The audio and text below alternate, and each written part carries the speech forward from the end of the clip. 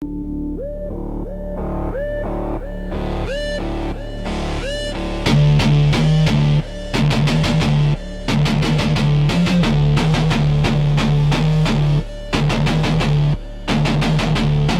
got the whole world in his hands. He's got the whole world in his hands. He's got everybody here in his hands. He's got the whole world in his hands.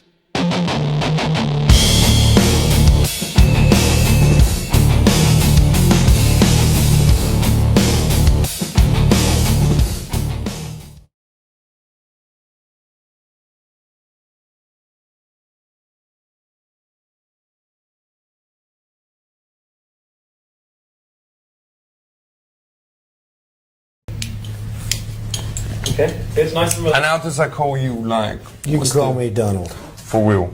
Okay. It's Trump, innit? Right. And Rakim, remember at the beginning, what you did. TR. It's up there, innit? So, how long has there been businesses? Well, business started from the day one, from early in the world. And what was they doing business in back in the day? Many, many, many years ago, hundreds of millions of years ago, people were doing business, and they were trading in rocks and stones and other things. Who would want to buy rocks? I don't know, man. You gotta ask them that.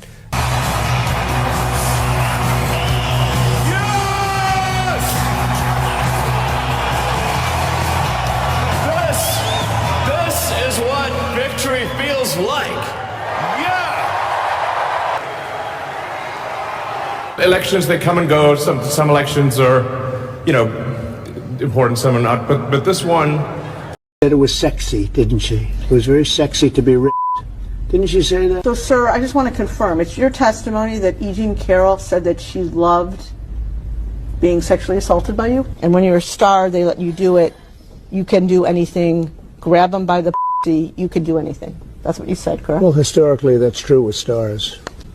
It's true with stars that they can grab women by the Well, that's what it's. If you look over the last million years, I guess that's been largely true. Not always, but largely true. This one really mattered. And I just want to say thank you for making it happen. Thank you.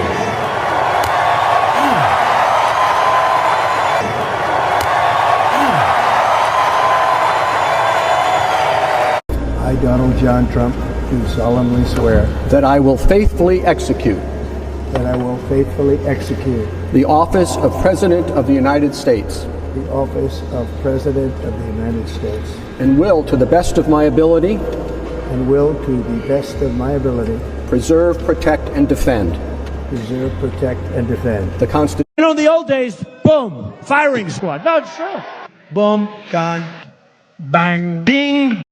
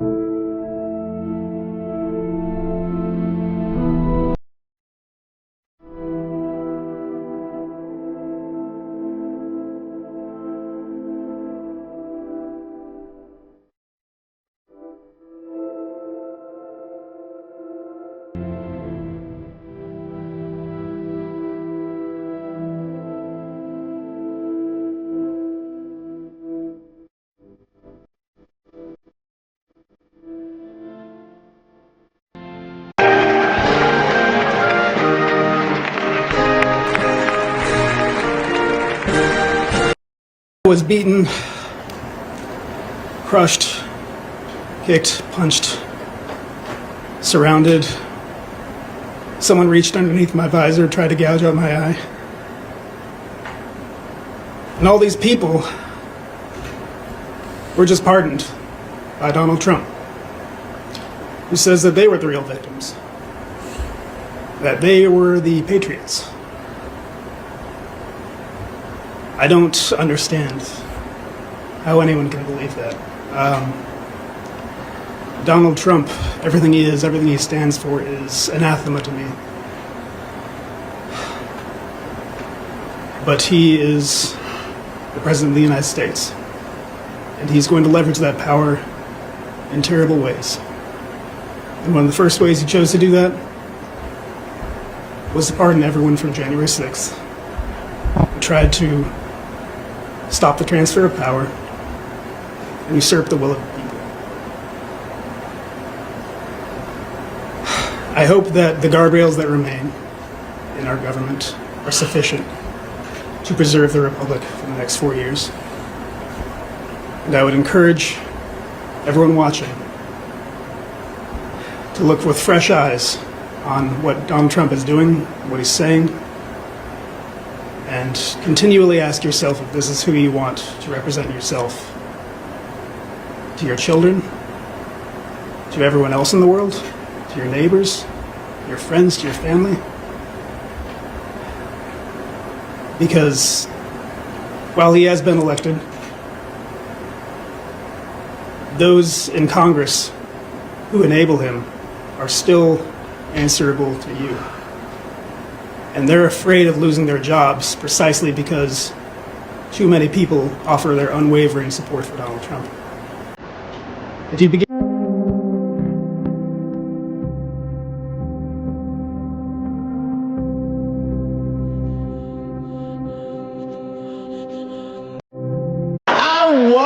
Donald Trump in a press conference, and this motherfucker had all the media gathered, and this literally asked the media to their face to stop finding shit out. I was like, yo, this motherfucker is bugging. And then, I'm not even making this up, his lips started sweating. Have you ever seen a motherfucker's lip sweat?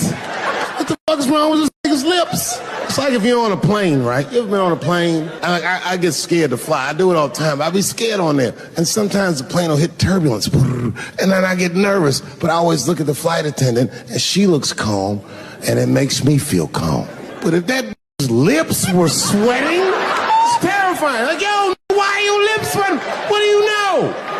And then, I'm not even making this shit up. This motherfucker grabbed the phone and he goes, you don't know how scary the things I read in my briefings are. And I was like, holy shit, man. You ain't supposed to tell us that, bro.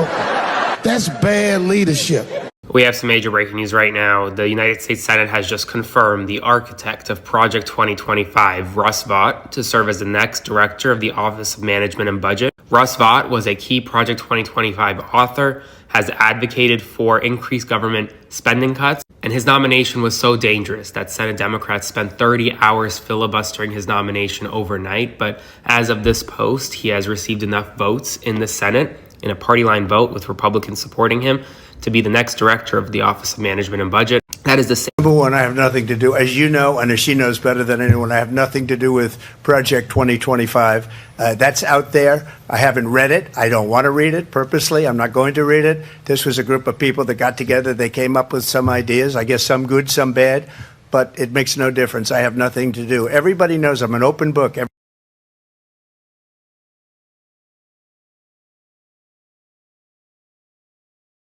Number one, I have nothing to do, as you know, and as she... Project 2025 is an authoritarian document that intends to dismantle democracy and change the fabric of America forever. The 920-page document outlining conservatives' plan to rescue the country from the grip of the radical left aims to fundamentally change the structure of government by granting unchecked power to the president and replacing government workers with MAGA loyalists. This would have huge implications on every government department, like the agencies that oversee election security, fight corruption and crime, and even make rules for TV and internet tech companies, meaning they'd no longer be independent agencies, but instead under the direction of the president. Imagine the outcome of the 2020 election if Trump had authority over the department that oversees election security. That lack of checks and balances is far from what the founders of the United States intended. It's not democracy, it's authoritarianism. Project 2025 relies heavily on the unitary executive theory, which is an interpretation of the Constitution that forces all federal agencies to report to the president and his agenda only.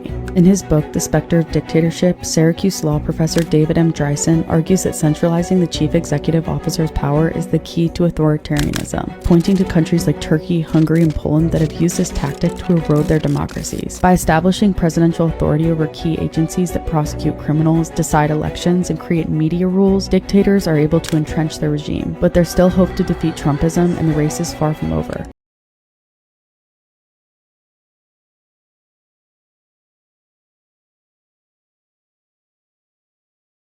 You've probably heard about Project 2025, but what is it really, and why are so many people calling it a turning point for America? Project 2025 is a 900-page policy guide led by the Heritage Foundation and over 100 conservative groups. It's meant to help a future Republican president reshape the federal government by changing agencies, staffing, and national priorities. The plan proposes reversing much of the federal climate agenda, withdrawing from the Paris Agreement, closing the Department of Energy's Renewable Energy Office, and rolling back emissions and efficiency rules. It suggests enforcing the 19th Century Comstock Act to block abortion medications by mail, and removing FDA approval for the abortion pill mifepristone.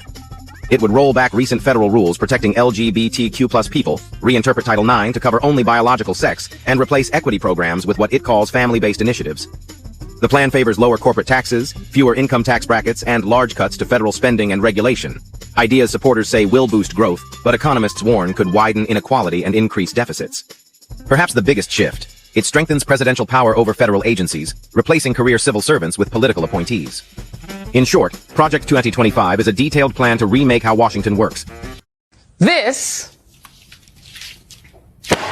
is the 922-page MAGA manifesto. We printed the whole thing out, and it's brought to you by one of the most conservative D.C. think tanks, the Heritage Foundation. This is the culmination of nearly 50 years of work that began during the Reagan administration.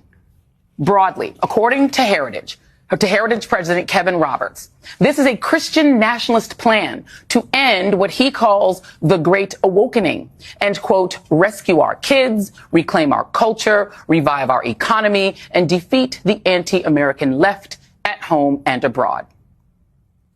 This manifesto, which they call a book, is a specific roadmap on how to accomplish that by giving a Republican president unprecedented power. They do that by slashing the federal government's footprint, gutting regulations, slashing the money we spend on children, students, the elderly, the environment, education, and reproductive health care. Every single chapter describes in excruciating detail how to reorder our society by dismantling federal agencies. Why did Trump disavow 2025 and then immediately hire its author or main author to run one of the most important functions of his government, how it's managed and budgeted? I mean, because it was incredibly unpopular during the campaign trail, and there was polling that showed that, and that voters weren't necessarily aligned with this. And so even Susie Wiles at the time and Chris LaCivita, the chief of staff, the chief of staff, one of his campaign managers, said the demise of Project 2025 could not come soon enough, and people associated with it should not claim to be associated with the campaign. Of course, that was false at the time. That was not true. And more than just Russell Vought, a number of other authors of Project 2025 work inside of the government, including at various departments. Right. What I'm getting at is was it conscious gaslighting of the public, or did they actually not want anything to do with Project 2025? It was conscious gaslighting of the Definitely public. conscious gaslighting. Definitely conscious gaslighting. Diversity is not your strength in your marriage. Like if you were married to someone. Is anybody married in here? I've been happily married. Yes, good, well done. The Charlie Kirk billboard had an effect on your life. Diversity is not your strength if you married somebody who doesn't speak your language and you can't communicate with, and you have nothing in common with. Diversity is not the strength when I took an Uber from the airport an hour ago. Muhammad had no idea where the hell I was going, and Muhammad and I did not connect. Okay, that was not my strength with Muhammad. All right, but because I watched Barack Obama win in this building, That was sort of the beginning of that insanity. And we've lived through that fever dream for the last 10 years, haven't we? With some of those cultural poisons that he foisted upon our nation, maybe because of our guilt, taking advantage of us, because of our guilt or our Christianity, just being nice, where we accept these preposterous ideas that are untrue. It's untrue with your own family, it's untrue in your church, it's untrue in my Uber, and it's untrue in the military, especially when lives are on the line. It happens on the campus. That's where it first starts. And to fight that poison and to say, no, it's actually okay that, like, we have a Christian country, isn't it? Like, I'm not ashamed of the fact that our currency says, in God we trust. And it also says so on buildings all across this city in giant 3-foot-tall letters carved into granite. You know that Donald Trump has disavowed Project 2025. He says that is not his campaign plan. As you know, I am a former prosecutor. His DNA is all over it. All over it. His running mate wrote the foreword to the book of the author of Project 2025. I believe Donald Trump's name appears at least 300 times in Project 2025, and it is a blueprint, a detailed blueprint that is about the danger and the detail of what Donald Trump and his allies plan if he is in the White House again. The Uneducated States of America, coming now. Welcome to part 1 + 1 = 3 of our series, Project 2025, How Democracy Dies. Think of it as a Spotify Wrapped for Gilead, starting with America does not need a federal Department of Education. Damn, they love a wrecking ball. Now, this does two things. Gives states more control over the curriculum, more on that in a sec, and reallocates funds to other agencies, crucially the Department of Labor, which seems so blatant, right? Who needs critical thinking? Just be good little worker bees for corporate America. More on corporate corruption in part 2. Or don't work at all, ladies. The chick who wrote Project 2025's education chapter wants to raise the married birth rate. Because, you know, instead of reading, writing, and arithmetic, they want students young, dumb, and full of cum. They reclassified professional degrees that are female-dominated, like nursing, teaching, and social work. What in heaven's name are you talking about? It means school for these jobs will cost more, telling women, you know your place. Back to the states was Project 2025's top goal for education. And they've got multiple replacements for the DOE, including PragerU, a right-wing YouTube channel approved in 9 states that teaches kids lessons like being taken as a slave is better than being killed, no? Project 2025's authors, the Heritage Foundation, is rolling out Project K-12 in Florida and creating Turning Point USA chapters at high schools so students can skip STEM and spend more time on the new regime-approved Pledge of Allegiance. We are Charlie Kirk. We carry the flag. Maybe ignorance is bliss. The Uneducated States of Have you heard of Project 2025? It's an outline of what to expect for a second Trump term. Are you familiar with Project 2025? No. Project 25 is the Heritage Foundation and 100 conservative think tanks. Trump is just a figurehead. So you're saying he didn't read this 900-page document, he's just going with it? He didn't read a daily briefing. Do you think that he read a 700-page document? Who implements loyalty tests? Is it Project 2025 or Mafia boss Carlo Gambino? Project 2025. And Carlo Gambino. Don't take it away from Carlo. If I was running for president, I want a loyalty test to make sure you're going to have my back. I guess the current loyalty test is to the Constitution. I would hope so, but at the same time, no.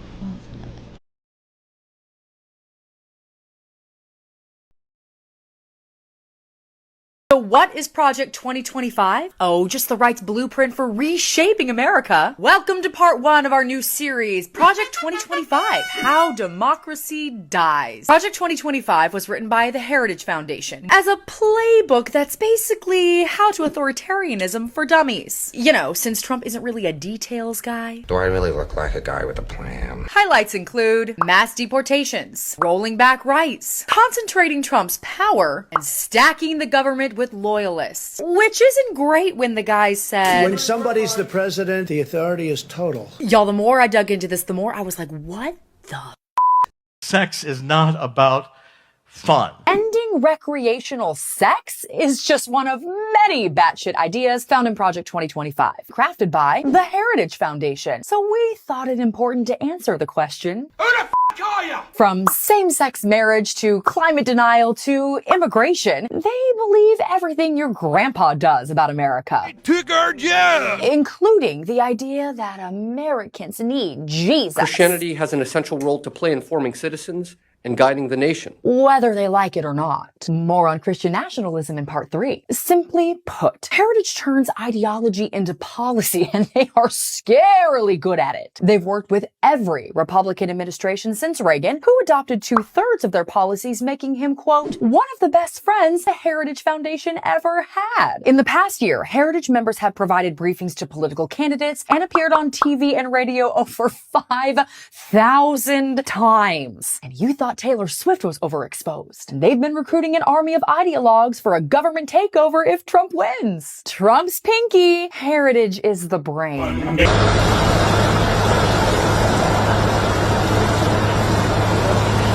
That I will faithfully execute The office of President of the United States. the office of President of the United States. We won this thing by 400,000 or 500,000 votes, just like we did Alabama and every other state in the South. And we won your state massively. They took votes away, but it's very beatable. If we have a special session, we will present, and you will say, it's been massive fraud. We're going to turn over the state. I want Donald Trump to remain the president. If there's any way that we can possibly help in that regard, I'm on board. Thank you, David. Thank you. We won't forget. Tariff is a tax on Americans. A tariff isn't paid by the exporter. China's not going to pay the tariff. The buyer is going to pay the tariff. Donald Trump has proposed a 40% tariff, which is a tax on all of you. I think raising your taxes by 40% would kill jobs all across this country. I have never agreed with the president's tariff policy, and that's why I do call him and I say, Mr. President, I need to talk to you about these tariffs.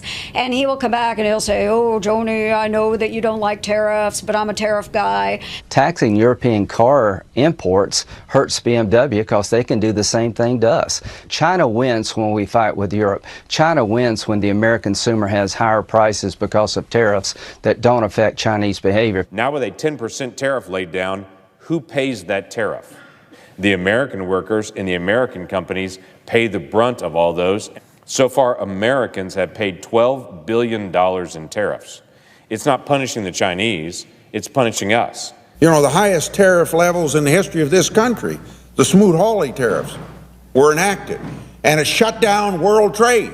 There's little doubt that these protectionist barriers that were put up in 1930 or 31 made the Great Depression worse. So let's not repeat that mistake.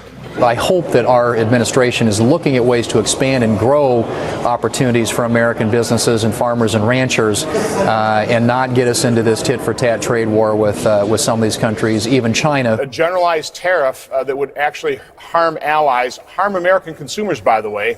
And again, if we start engaging in trade wars, I just don't believe anybody wins a trade war, quite honestly. I just think there's so much collateral damage. I think it's a very risky and dangerous strategy. I'm much more of a free trader. I have worry about retaliation against our products. Strong trade relationships, particularly with Canada and Mexico, are primary drivers of our nation's economy.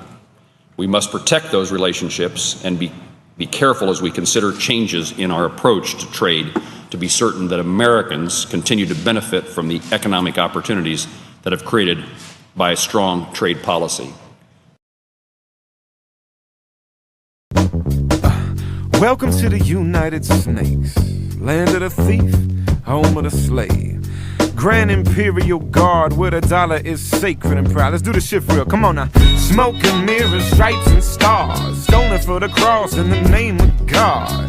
Bloodshed, genocide, rape and fraud, written to the pages of the law, good law.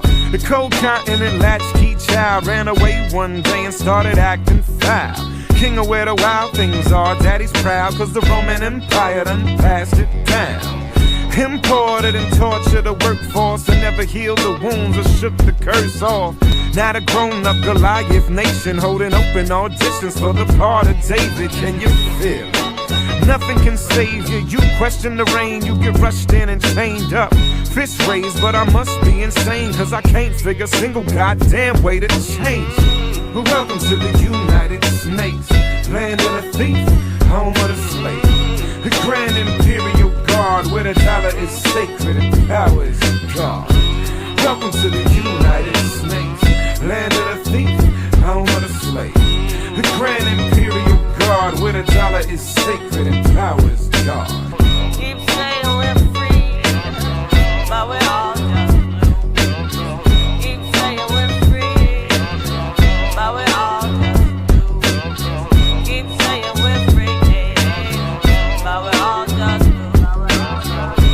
Cross the lane, they consume the news. Keep saying we're free, but we're all just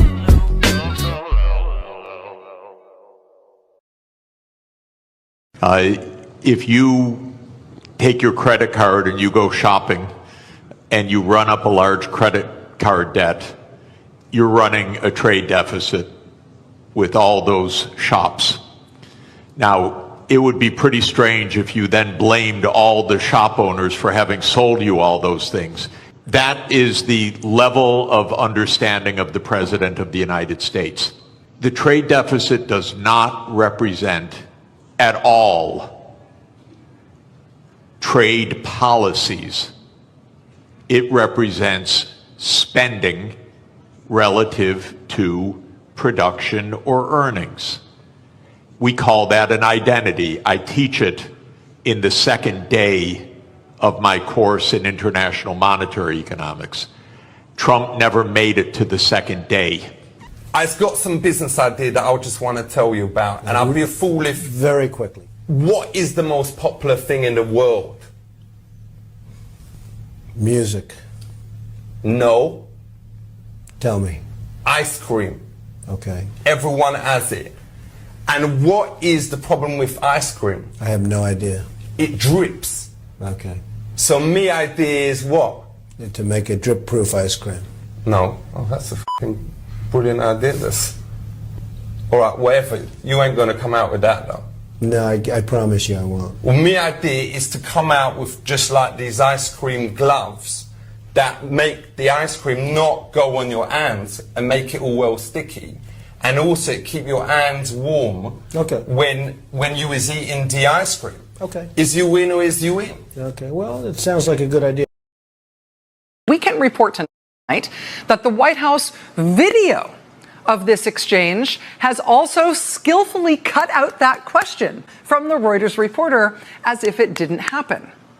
So I'll show you them back to back here. I'll show you the real one first, and then I'll show you what the White House has posted online instead. Here first is the real one. They all can be found in an President appropriate Putin, did you want legal President framework. Trump to win the election, and did you direct any of your officials to help him do that? Yes, I did. Yes, I did.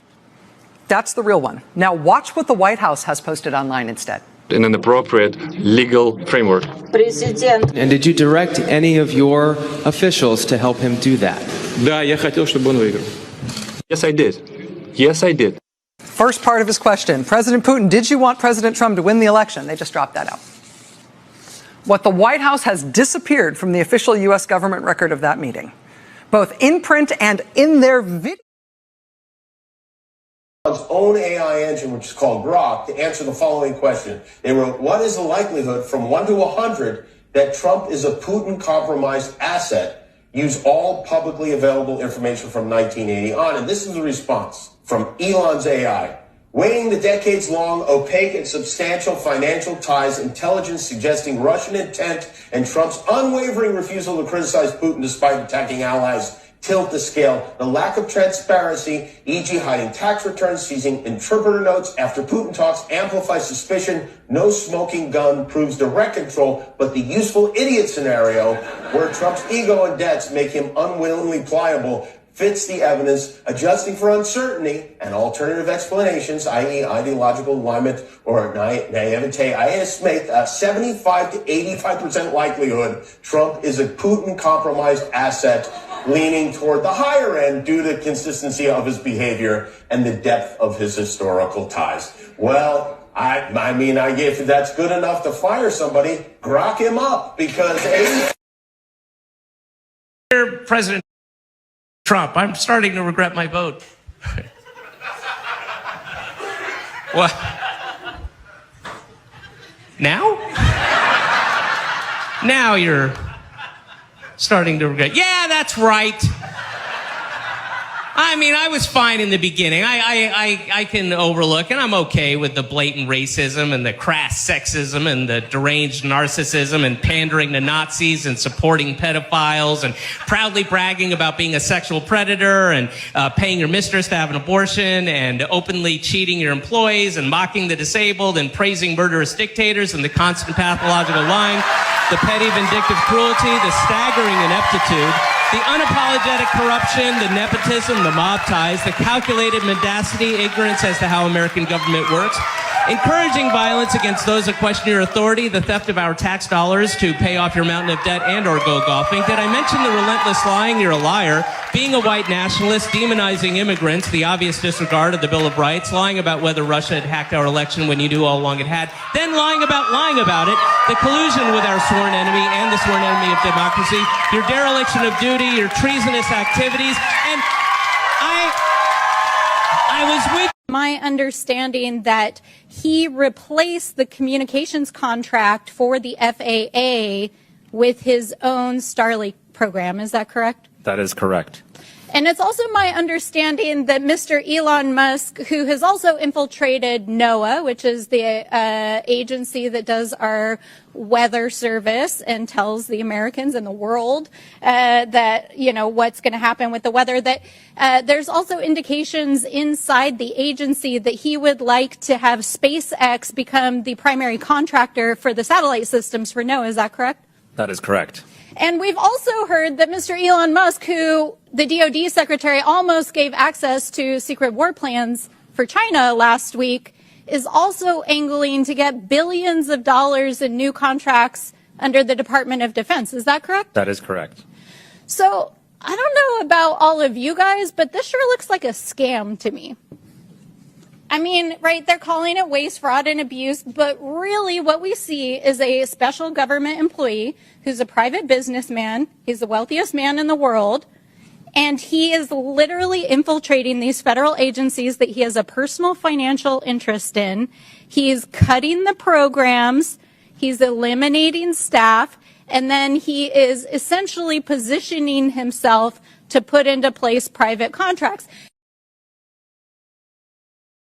If you're very, very stupid, how can you possibly realize that you're very, very stupid? You'd have to be relatively intelligent to realize how stupid you are. There's a wonderful bit of research by a guy called David Dunning at Cornell, who's a friend of mine, I'm proud to say, who's pointed out that in order to know how good you are at something requires exactly the same skills as it does to be good at that thing in the first place, which means, and this is terribly funny, that if you're absolutely no good at something at all, then you lack exactly the skills that you need to know that you're absolutely no good at it.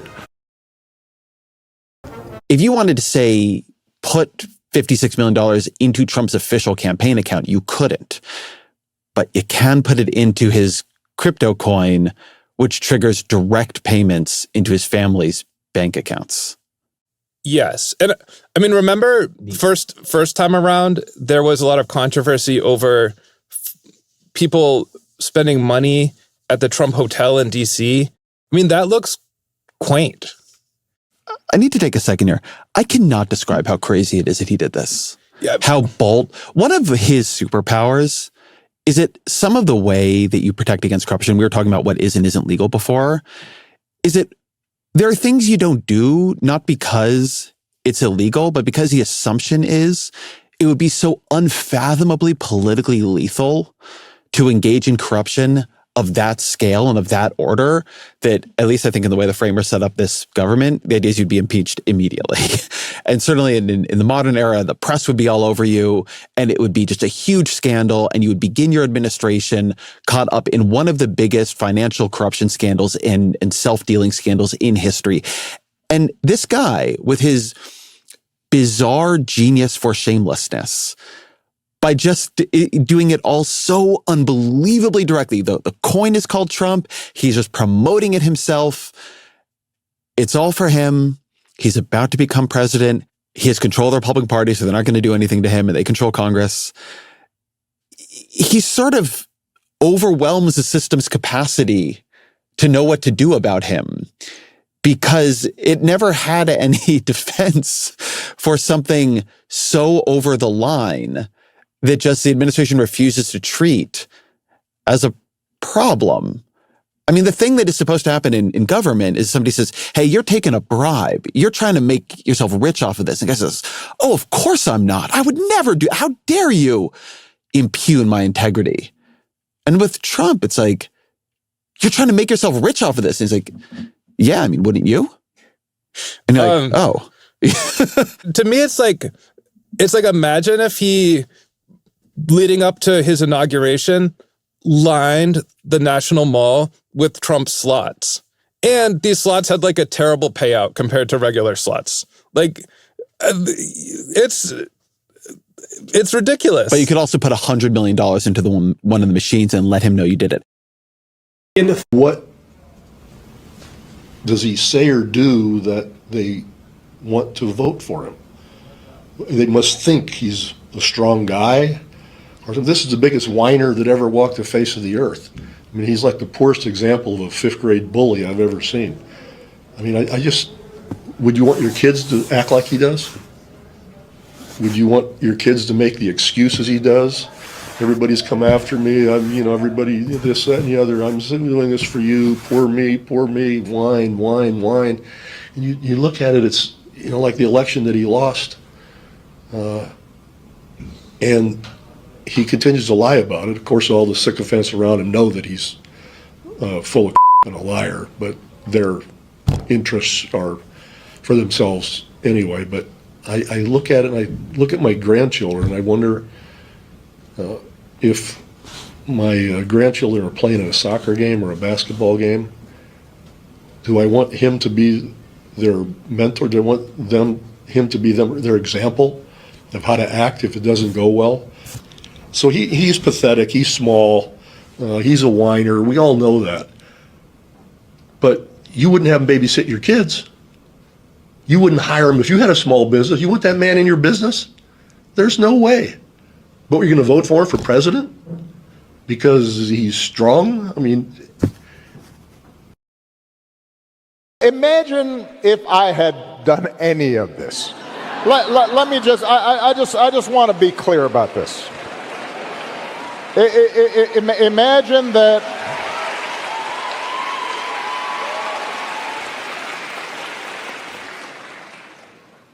imagine if I had pulled Fox News' credentials from the White House press corps.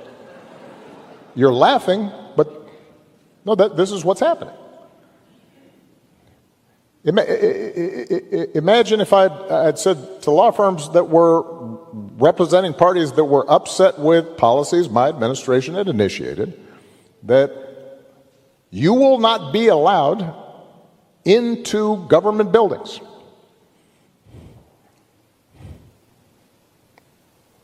We will punish you economically for dissenting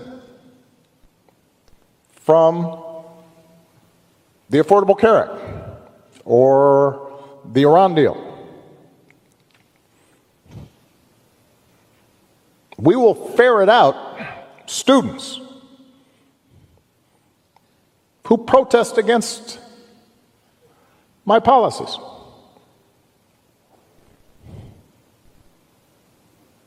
It's unimaginable. And I say this not on a partisan basis. This has to do with something more precious, which is, who are we as a country and what values do we stand for? You've heard about taco trade. Taco, short for Trump always chickens out, is a new acronym coined by a Financial Times columnist. It describes a pattern where Trump rattles the markets with his tariff threats only to backpedal a few days later, sending stocks surging. Trump doesn't like the taco terminology. His pissiness was on full display when asked about it on Wednesday. Let's listen. Oh, isn't that nice? Chicken out. I've never heard that. You mean because I reduced China from 145% that I set down to 100 and then down to another number? You call that chickening out? Oh man, is he sensitive about that taco trade? He negotiates against himself, and nobody takes him seriously. But here's the real story, in my view. This is nothing but a weapon of insider trading, and that is he can create volatility. He can take markets up for some of their biggest gains in history when he takes these ridiculous trades off the table. He can take markets down, and the people around him are trading stocks like fucking crazy. It's rewarding his allies. He's rewarding his allies and also doing what he does, which is run businesses right into the ground. The fact that he gets so angry about it was really revelatory. Hi, everyone. So there's a lot of concern this so-called big, beautiful bill that was approved by the House and is now before the Senate will kick millions of families and children off Medicaid and food stamps and raise our debt by an estimated $3.7 trillion over the next 10 years. But here's something else very important you need to know. Buried in Section 70302 of this big, beautiful bill is a provision that will make it extremely difficult for federal judges to hold any government employee in contempt of court.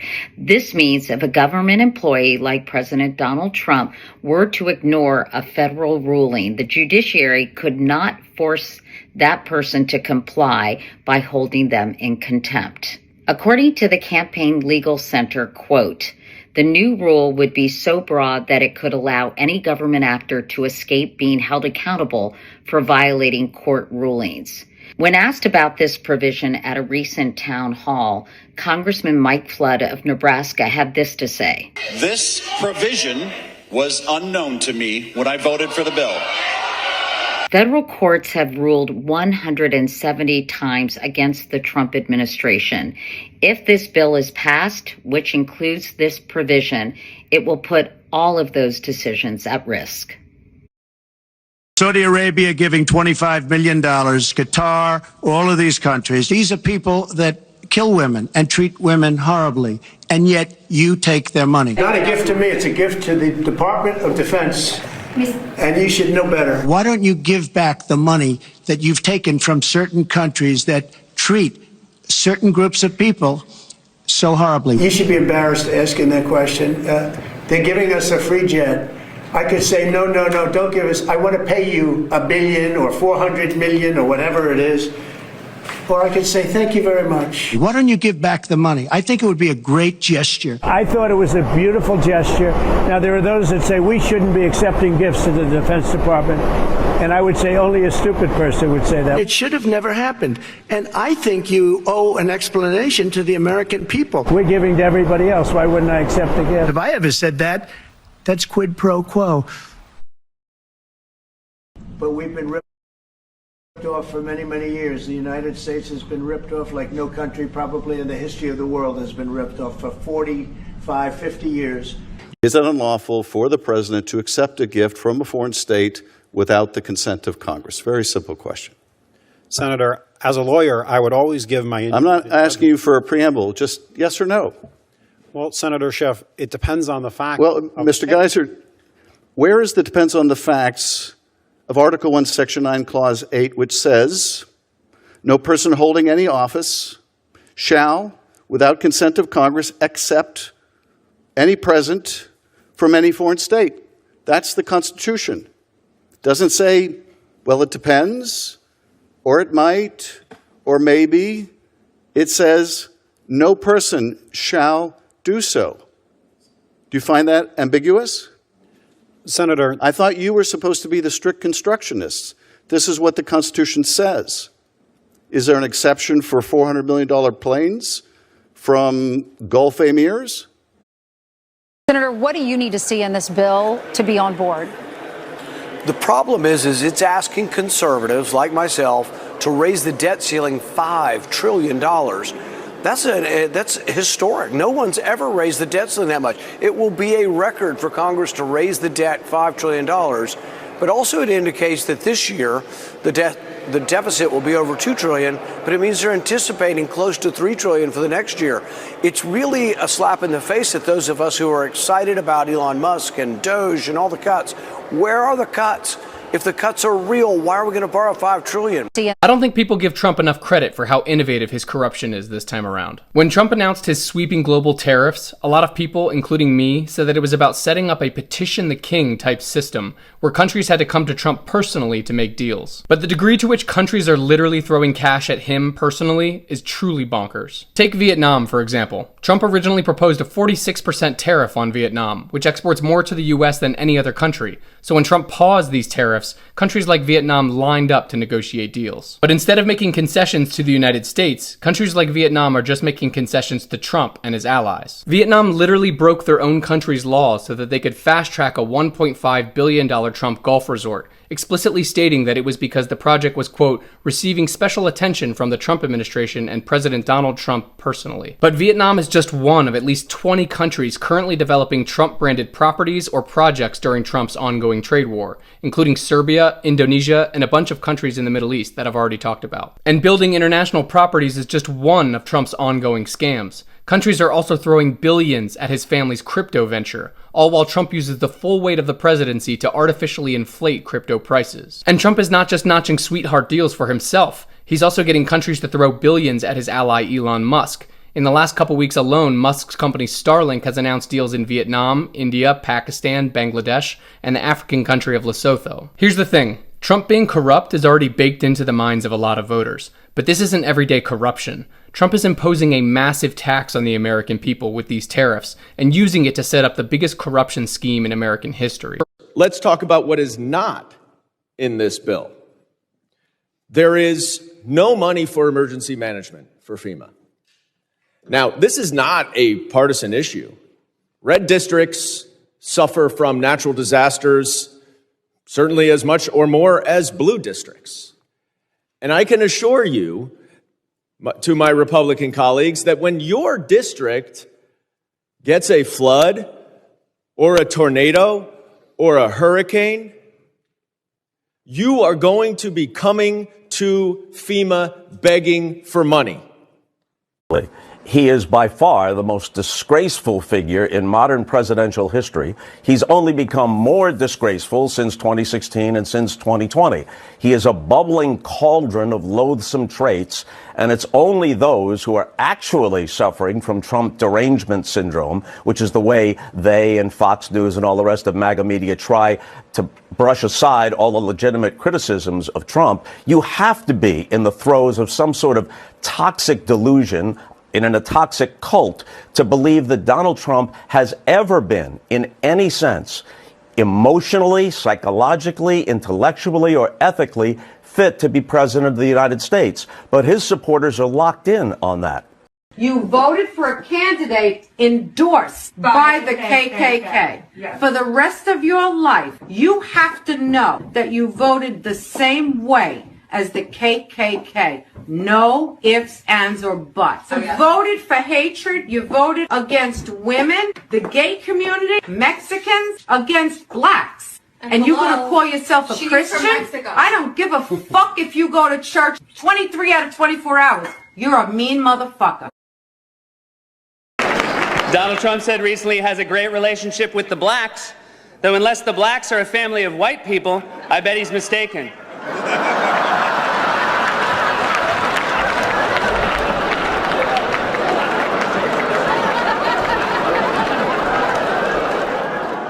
I like that Trump is filthy rich, but nobody told his accent.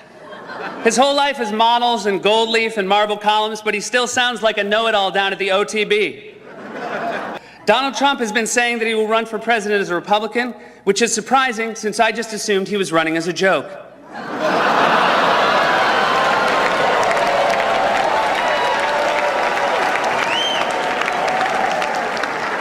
Donald Trump often appears on Fox, which is ironic, because a fox often appears on Donald Trump's head.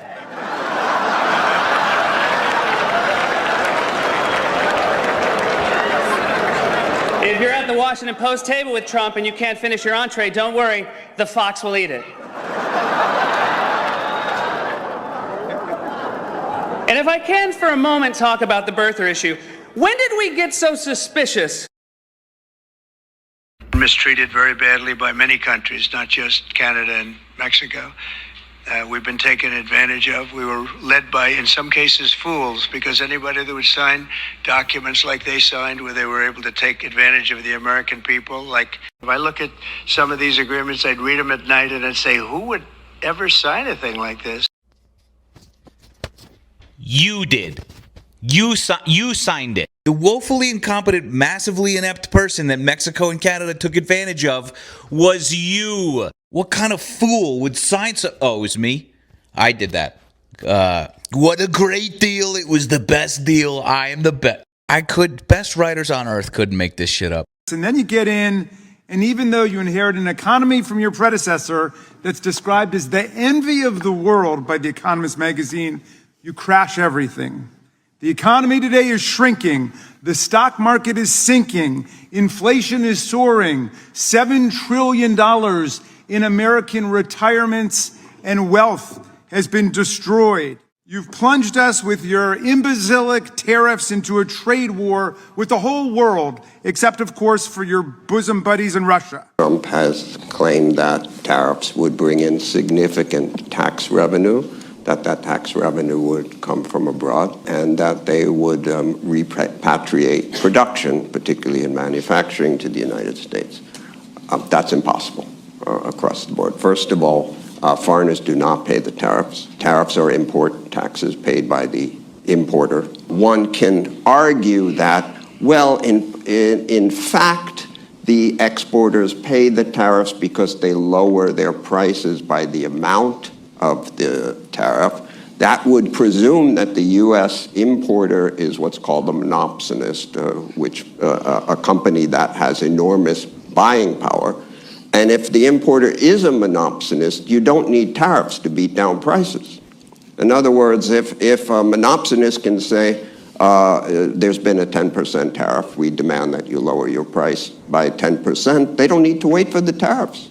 They would say it now, lower your price by 10% or else. Second, it can either bring in significant revenue or protect U.S. manufacturing. It can't do both. If it brings in significant revenue, it's because we continue to import goods from abroad. That's where the tariff revenue comes from. If it does protect U.S. manufacturing, we don't get revenue from abroad because we stop importing. So it can't do all those things that Donald Trump claims.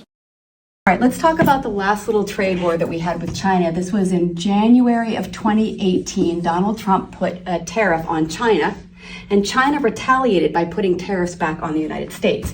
And this went on through 2019, and then 2019, near 2020, they came to a very tense agreement where the Chinese government decided to purchase, or they promised to purchase, an additional $200 billion worth of American products.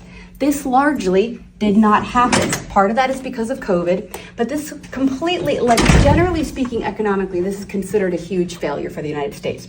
So we grow and export a lot of corn, wheat, dairy, poultry, and beef. We are major exporters of that. But the number one thing that we export is soy. It is the number one thing that we export. And the largest import market is China. Okay? So imagine if you are growing soy and it's our largest export, and suddenly, because of retaliatory tariffs, it is expensive for Chinese to buy soy from us. They stopped buying from us. Who did they buy from? I want everyone to start paying attention to Brazil, because they are the Cinderella of this story, in my opinion. No one's looking at Brazil. She's sleeping by the fireplace while her ugly stepsisters are doing all the trading. Over the last couple of decades, Brazil has become a trading powerhouse of agriculture: corn, beef, and soy. So when this happened to the United States, guess where China started buying all its soy from? And the United States had to pay farmers to make them whole. I'm not sure they made them whole, but they needed to keep them out of bankruptcy. Why did we do that? We can't afford to lose all of those farmers that are growing a massive amount of our food. And so they paid them, are you ready for this number? $28 billion is what it took for us to keep those farmers from folding overnight. This is more, you guys, than we spent on the State Department. This is more than we spent on nuclear. This is more than we spent on NASA that year. Think of what we could have done with that money. So we have become, as a trading partner, unpredictable, potentially untrustworthy, and very much a position of only the USA. We only want what's good for us. I had a friend recently that had a business dealing go very bad. He was betrayed by the person he was working with. They wouldn't give him a straight answer. He ended up losing money in the deal because this person was out for themselves.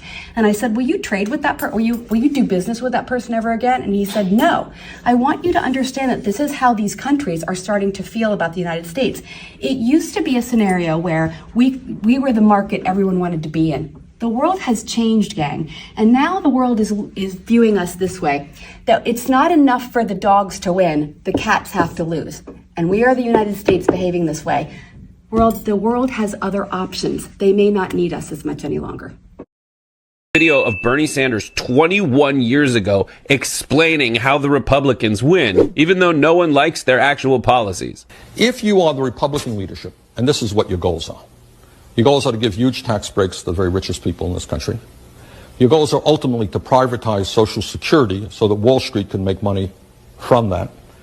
Privatize Medicare so the insurance companies can make more money. Privatize education. Do away with public schools. Now, if you had an agenda like that and you went before the American people, tax breaks for the rich, destruction of Medicare, destruction of Social Security as we know it, lowering the minimum wage or abolishing it, how many votes do you think you'd get? Not a whole lot. Maybe the richest 1% would vote for you. But that's not a lot of votes. So what do? I've got a problem. You package it. How do you package it? And here I want you to pay attention to me. This is bad stuff. What you do is divide people up. You divide people up by races. Affirmative action becomes one issue. All them black people are getting the jobs that we white people used to have.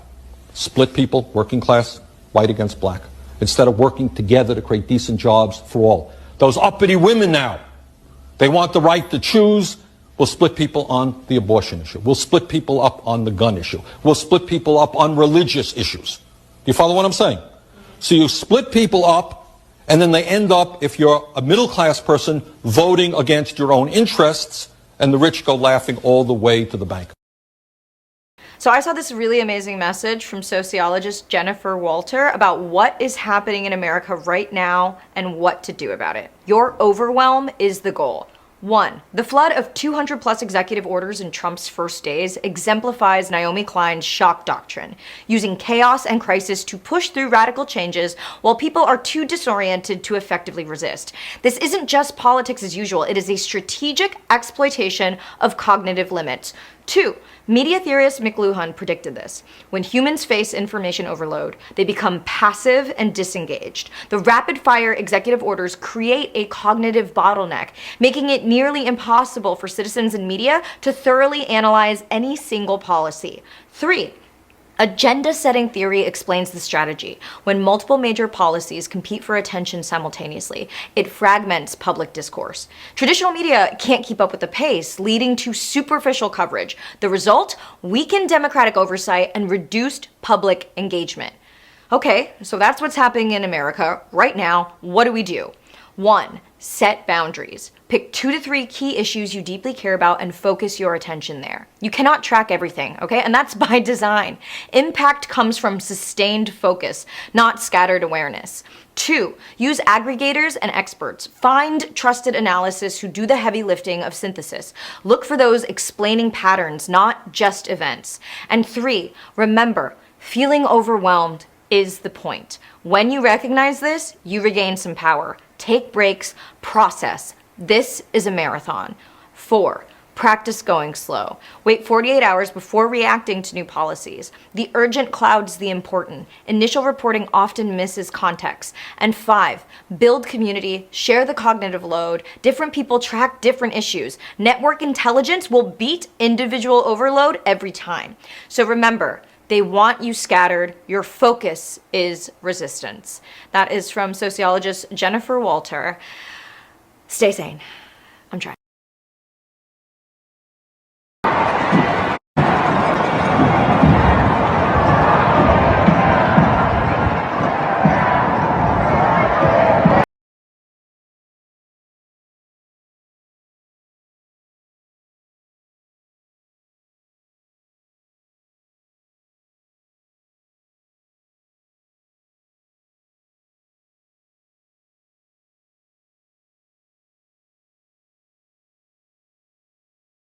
You know, when we made this, it was made during my term, my first term, and it was so sad because I said, can you imagine, I'm not going to be president, and that's too bad. And then what happened is they rigged the election and I became president, so that was a good thing. That was a good thing. That was quite an achievement for both of us. So I'll be president during the World Cup and during the Olympics, which we were very instrumental in getting. And then, of course, we have our 250th birthday, too, and of that I wasn't instrumental. That just happened to fall on the same time. So we have those three big events. You don't get very much bigger than that. The Olympics, the World Cup, and number 250. They all came in on the Olympics, and then I saw Johnny, and we got the World Cup, too. And, you know, it's only because they rigged the election that I'll be your president representing you there. You know, I got both of them. I got the Olympics, and I got the World Cup. And I said, you know, it's too bad. One was in 2026 and the other was in 2028. And I said, I won't be there. I won't be your president. But then they rigged the election, and now we won, so I'm going to be your president for the Olympics and for the World Cup. And then he journeyed to Pennsylvania, where he spent like a month and a half campaigning for me in Pennsylvania. And he's a popular guy, and he was very effective. And he knows those computers better than anybody, all those computers, those vote-counting computers. And we ended up winning Pennsylvania like in a landslide, so it was pretty good. It was pretty good. And he was very effective. And he knows those computers better than anybody, all those computers, those vote-counting computers. And we ended up winning Pennsylvania like in a landslide, so it was pretty good. So thank you to Elon. So thank you to Elon. So thank you to Elon.